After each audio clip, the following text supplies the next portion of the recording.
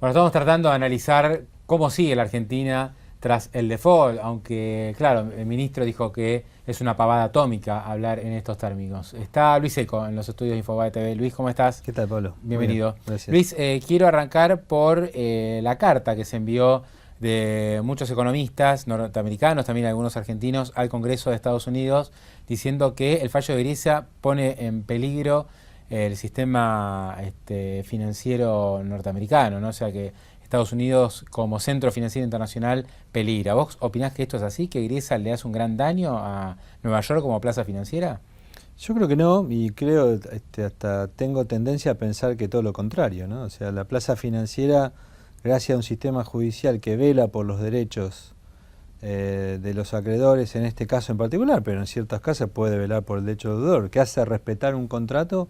A mí me parece que es una plaza financiera en la cual vale hacer contratos, sirve hacer contratos y tiene valor, porque por lo menos alguien se encarga de velar y que se cumpla lo que está escrito en ese contrato. Ahora, evidentemente esa es una visión, si querés, tan extrema la mía como la que puede estar del otro lado de aquellos que firmaron la carta. Pero también déjame pensar en voz alta algo que hace el sistema jurídico norteamericano, ¿no? Ese es un sistema que está pensado para que se protejan derechos y se confirmen obligaciones de personas que viven en ese país y de empresas o entidades jurídicas que operan en ese país. No es un sistema judicial que está previsto que un país que no es los Estados Unidos, un Estado que no es los Estados Unidos, tenga que ejercer ciertos derechos o estar sujeto a ciertas obligaciones dentro de ese sistema jurídico. O sea, lo anormal del caso es que Argentina, por una cuestión de tradición, de reputación o falta de reputación, tuvo que aceptar como sistema jurídico donde definir derechos y obligaciones el americano. O sea, esto no es trivial, o sea, ese es un sistema que está definido para los individuos jurídicos y físicos que viven en ese país.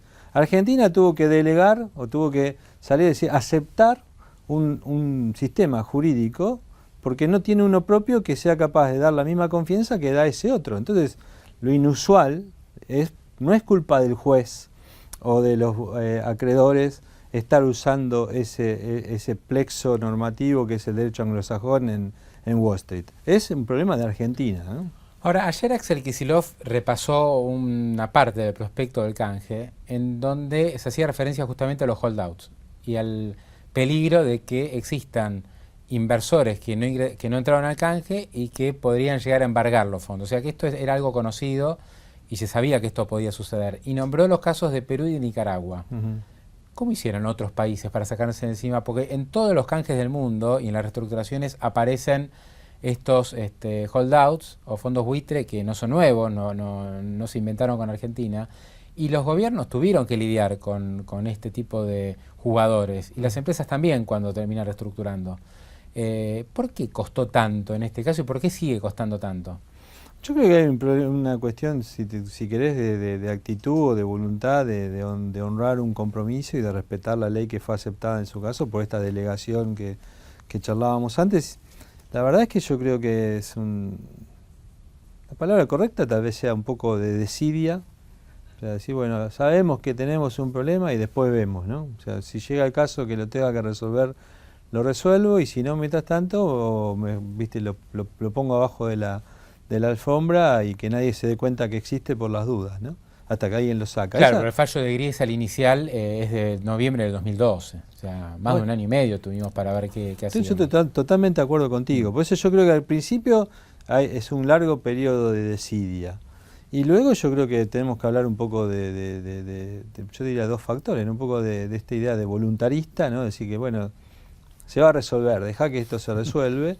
Y después está un poco de impericia a la hora de sentarse a negociar y sin ninguna propuesta sobre la mesa, ¿no? Ahora, también es cierto que Argentina se metió, digamos, dentro de una propia trampa, ¿no? Porque se habla de la cláusula Rufo.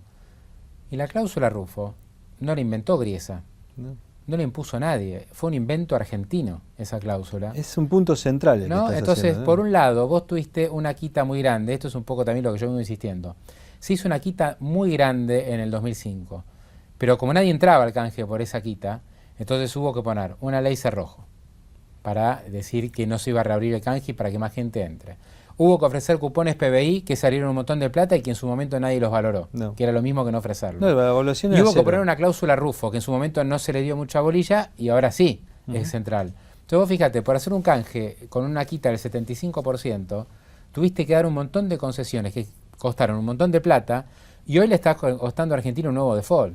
Y de esto prácticamente no se habla y se da como que la cláusula Rufo es algo normal, racional, evidente, y no es así, en ningún canje figura esto. No, es verdad, o sea, la cláusula Rufo no te diría que es una super originalidad argentina, pero casi, o sea, no hay muchos bonos emitidos teniendo en cuenta esa cláusula. Así que estás haciendo un punto central, es una cláusula elegida por este gobierno, o sea, por los negociadores de este gobierno, para darle un incentivo a entrar al canje, y que ahora se demuestra que fue una cláusula que tal vez en aquel momento fue muy oportuna, pero déjame decirte algo más también, ¿no? Lo de la cláusula Rufo, y con vos lo hemos discutido ya varias veces. La cláusula Rufo, el juez está en condiciones de evitar cualquier litigiosidad futura acerca de esa cláusula, y el mismo juez lo dijo en el último hearing, que está la transcripción y se leyó mucho porque fue un hearing importante, un encuentro importante. La última audiencia. No esta de hoy, ¿no? La de los días anteriores, la semana pasada. En una parte el juez dice, mire, y yo te lo conté, ni bien estuvo escrito eso, el juez le dice a las partes, dice, yo sé que ustedes están muy preocupados y que hay muchos problemas que resolver que hacen a potencial litigiosidad futura, pero esto no es algo que se resuelva en un párrafo, no es que se resuelve, como dando a entender, yo voy a escribir sobre esto y voy a decir, bueno, no la Rufo, todas las cosas que estén implicadas, digamos, la eventual litigiosidad de los bonistas contra el Bank of New York o el sitio, todo él dice, yo todo esto lo voy a encarar una vez que haya un acuerdo. Mientras no hay un acuerdo, yo no puedo hipotizar sobre una cláusula que si se va a gatillar o no. Yo en el acuerdo, es decir, Argentina pagó porque se lo ordené, y con eso se levantaba la cláusula Rufo, digamos. Me parece que fue, como te dije de un principio, casi como una estrategia, un mecanismo, una excusa de negociación, pero que bueno, salió mal, ¿no? Luis, ¿y cuánto tiempo vamos a estar en default? ¿Qué opinás? Porque primero se dijo que no íbamos a pasar el 30 de junio, después se dijo que antes del 30 de julio iba a haber alguna solución, ahora se habla de default express, pero concretamente hoy no aparece casi ninguna ventana, salvo la de JP Morgan y alguna negociación extrajudicial. Sí, yo creo que hoy, digamos, la única instancia para que esto se cure, como se dice usualmente en la jerga legal, o sea, se remedie rápidamente, es que aparezca un tercero privado y haga una oferta concreta a Elliott, a los que ganaron, a los holdouts que ganaron el caso. Sí, ya dijo Kicillof que el que aparezca va a perder mucha plata, va a ir a pérdida. Bueno, el punto central es ese, Pablo. Acá a mí me gustó algunas consideraciones que te escuché hacer a vos y que algunos otros periodistas económicos bien informados hicieron, que es que básicamente yo me imaginaba la siguiente imagen, ¿no? O sea, el negociador privado de Argentina con los negociadores de los holdouts viéndolo al ministro, ¿no? Y el ministro en la conferencia de prensa desde Nueva York dijo varias veces, y es lo que vos acabas de decir, no vamos nunca a pagar el 100%, claro. Nunca vamos a reconocer que a los holdouts le debemos 100%. Entonces vos imagínate, alguien que está poniendo la guita al 100%, obvio, al 100%, sabe que no se le va a devolver el 100%, digamos, porque el ministro ya se lo dijo. El ministro dijo, yo nunca voy a devolver el 100% de esto, venga quien venga con tu claim, con tu derecho, con tus bonos, digamos. Entonces, a los holdouts. Entonces, la verdad es que es muy difícil encontrar una negociación. Ahora, ayer Kicillof en la conferencia de prensa en Buenos Aires planteó algo que para mí es insólito, ¿no?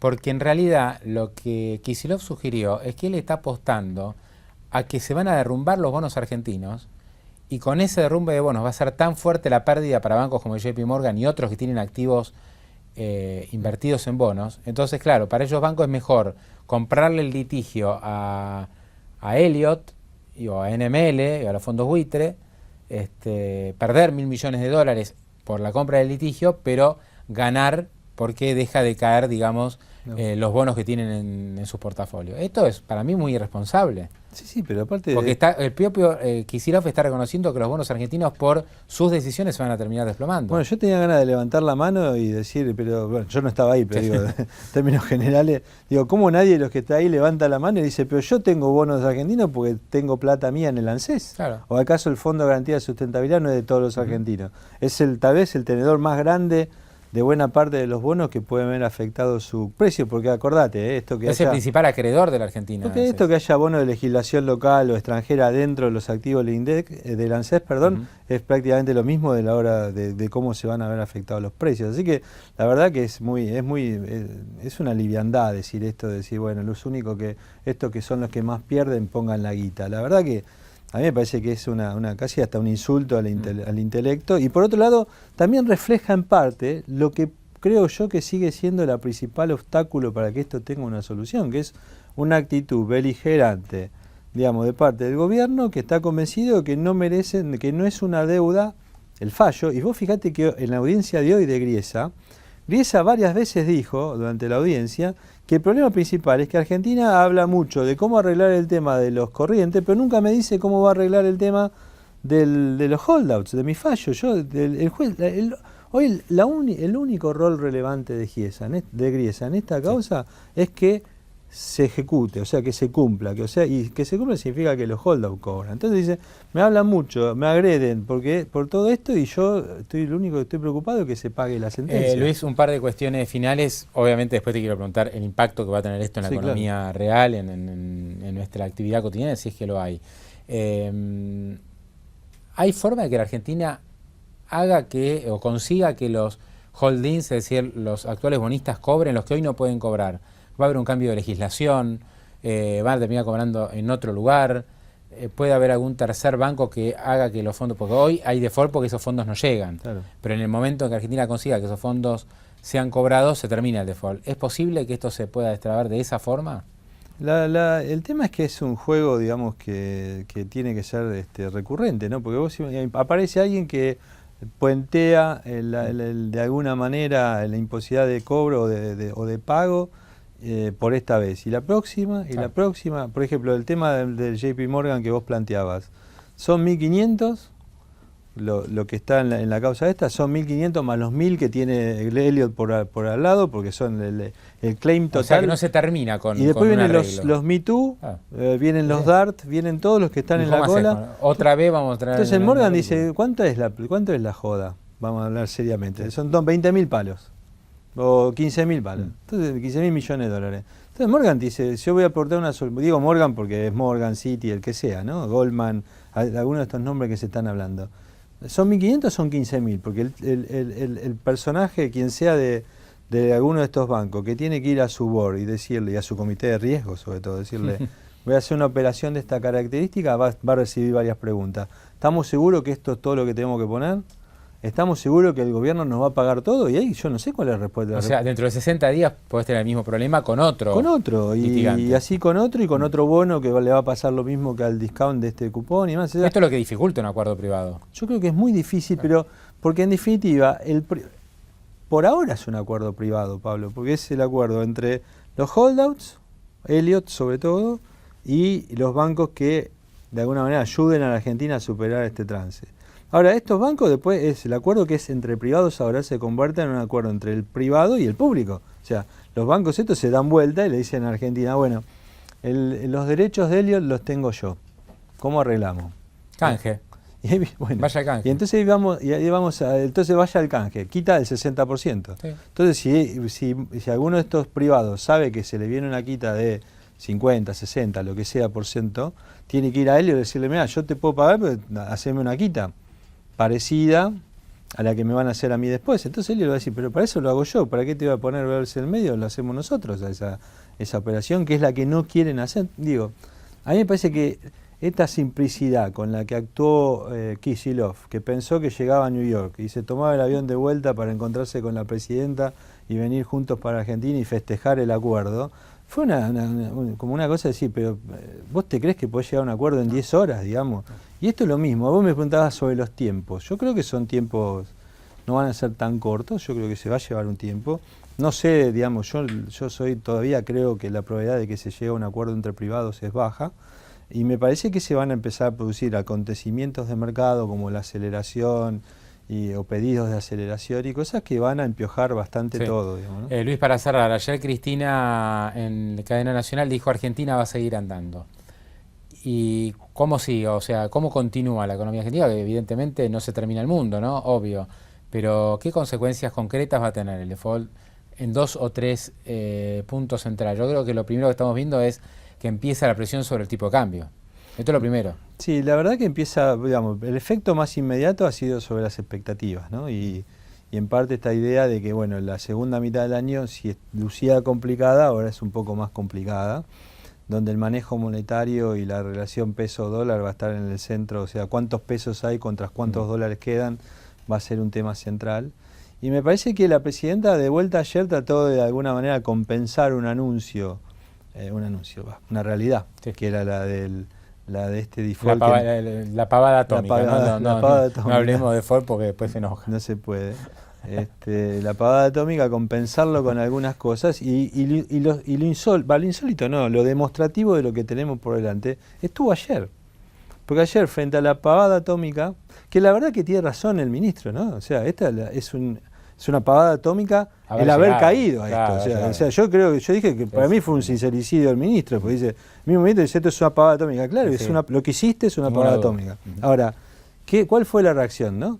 Vos fíjate, se anunciaron dos cosas. Uno, la famosa reforma de la ley de abastecimiento, pero que si, digamos, estas leyes hay que conocer bien qué dicen, yo no tuve tiempo de leerlas, pero la verdad que es seguir metiendo el ojo en un sistema de control y regulación como para tener a los empresarios, digamos, a mano en cuestiones que hacen a la relación entre el consumidor y el empresario. Siempre lo que regula el consumidor y la empresa es el precio, ¿no? Entonces, tenés regulaciones que apuntan a, de alguna manera, generar un foco adicional de tensión en la relación del consumidor con la empresa en un mercado donde se supone que los precios deberían ser absolutamente libres y no lo son. Y el segundo medida que toma es un aumento previsto de las jubilaciones y demás. Pero fíjate que se anuncia un mes antes. Sí, pero fíjate que claramente, digamos, es como que la respuesta de política económica frente a eventos desafortunados de este gobierno siempre pasa por lo mismo: controles y aumento de gasto. Entonces vos, cuando vos me preguntás a mí, decís, bueno, ¿qué podemos esperar? ¿Cómo sigue esto? La verdad que si el gobierno cree que entre la disyuntiva entre este shock en las expectativas y el riesgo de una aceleración o disparada de la expectativa de evaluación, dudas, idas y vueltas, o sea, esta idea de que nos van a empezar a sobrar pesos o no nos va a gustar ver tantos pesos en nuestros activos, el gobierno reacciona simplemente diciendo voy a hacer más controles y voy a aumentar el gasto. Evidentemente, digamos, lo único que podemos esperar es no solo este shock sobre expectativas, sino también algunas de las cosas que hablábamos antes, los que decíamos que cuidado con ir al default. O sea, esto puede generar una aceleración inflacionaria, una aceleración de las expectativas de evaluación, y eso repercute negativamente sobre la actividad económica, sin dudas, ¿no? Luis, bueno, una historia que recién empieza, ¿no? Esta del default, y creo que vamos a vivir muchos capítulos más, y creo que me da la sensación que no van a ser muy agradables. No, lamentablemente no. Lo cierto es que, como ven muchos, digamos, en el mundo real y financiero, la proximidad con un cambio de signo político. Eso puede amortiguar un poco. Eso tiende a amortiguar un poco, pero digamos, no tanto como hubiera sucedido si Argentina podía recibir flujos de inversión extranjera y de endeudamiento externo, cosa que ahora es imposible que suceda, ¿no? Si, como ayer lo escuchaba en la noche a Mario Blecher, y Mario Blecher decía que Argentina tiene un problema de inversión, que él decía, y eso me hizo reflexionar. Yo creo que tenemos problemas más graves que la falta de inversión, pero todo lo que nos está pasando en este tiempo es menos inversión. Entonces, digamos, yo estoy preocupado por el déficit fiscal y la expansión monetaria, y lo que viene por delante me preocupa más. Y la gente que ve el problema por otro lado, por ejemplo, el lado de la inversión, también está preocupada. O sea, no hay nada que el default haya podido mejorar, sino todo lo contrario, ¿no? Luis, un gusto, como siempre. Muchísimas gracias. Un placer.